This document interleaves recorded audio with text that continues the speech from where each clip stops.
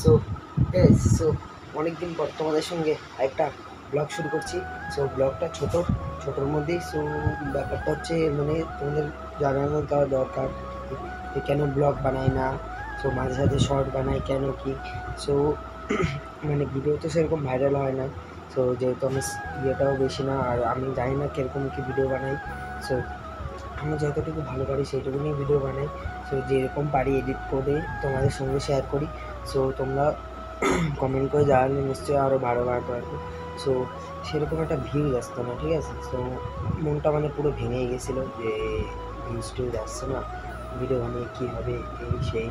তো ভালো লাগছিলো না। তো তারপর কিছুদিন পর মানে কয়েকটা দিন পর তো দুটো শর্ট ছাড়লাম, ঠিক আছে। তো দুটো শর্টস ফার্স্ট দিন একটা ভাইরাল হয়, তোমার 9K মতো ভিউজ দেয়, ঠিক আছে। তো সেরকম একটা না, আমার সাবস্ক্রাইবার থেকে মানে যদি সাবস্ক্রাইবার লোকরাও দেখে তো 1,500 ভিউজ আসতো। তো তার থেকে উপরে গেছে, তার মানে আমি ভাইরাল হিসেবেই ধরে নিচ্ছি।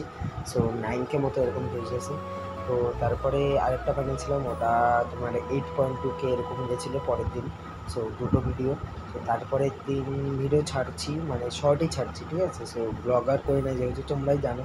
সো তো তারপরে একটা মানে 422 মতো এরকম এসে ভিউজ আটকে গেছিলো। তো আস্তে আস্তে ওটা এখন প্রায় 10K 10.1K এরকম ভিউজ এসছে। সো যাই হোক, এখন একটু ভালো লাগছে। সো আবার ব্লগ স্টার্ট করছি আবার নতুন করে। তোমরা যেরকম সাপোর্ট করতে আগে, যাই হোক। তো এখন ভিউজ একটু শর্টে ভালো আসছে। সো আবার আজকে আবার ব্লগটা স্টার্ট করছি। সো তো আর ব্লগের মানে না করার পিছনে আরও একটা বিশেষ কারণ আছে, ভিউজ না আসার তার থেকেও একটা বড় কারণ হচ্ছে আমার এক্সাম চলছে। সো এই যে আমার আজকে মানে কাল হচ্ছে অঙ্ক, সো ম্যাথ কালকে। তো এই কদিনে পুরো সব এক্সাম হয়ে গেছে।